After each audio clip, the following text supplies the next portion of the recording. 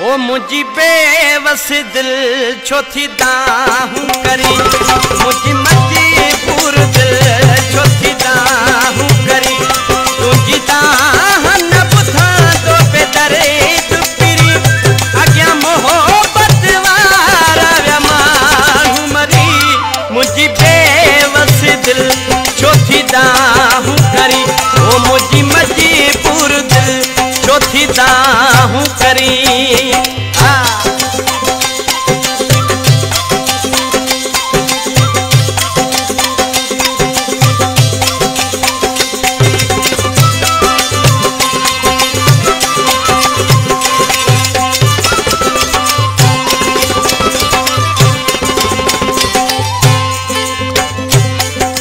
दो को दुनिया में आम आहे, हिते मोहब्बत जो खाली नाम आहे।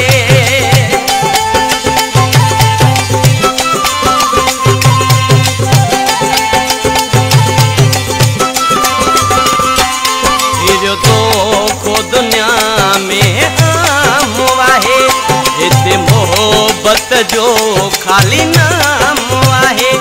छड़े तो खेवया जेकी हथेड़ा कढी, तू अजायो उन्हने ले पई थी मरी, मुझी बेवस दिल छो थी दाहूं करी, मुझी मजबूर दिल छो थी दाहूं करी।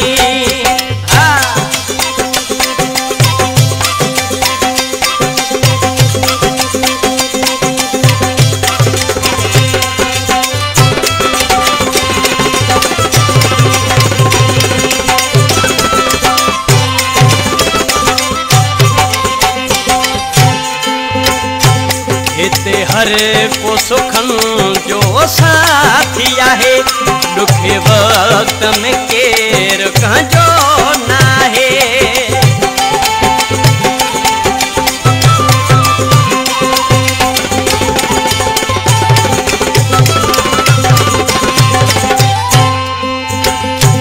हिते हर को सुखन जो साथी आहे, दुखे वक्त में केर कंजो नाहे।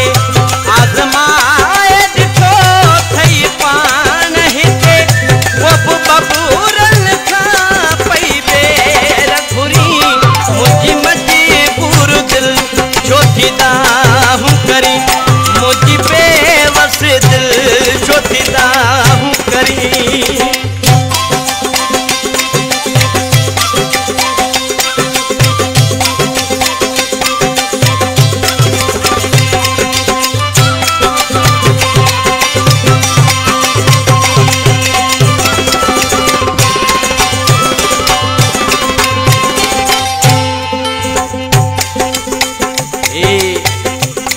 शायरा मुझो जानी भा जानी लंजवानी दुबई खां ॾिसी छा पियो चए,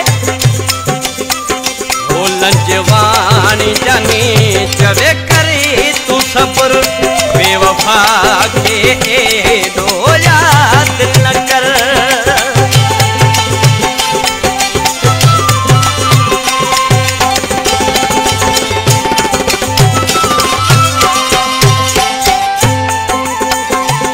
लंजवानी जानी चवे करी तू सब्र, बेवफा खे एॾो याद न कर।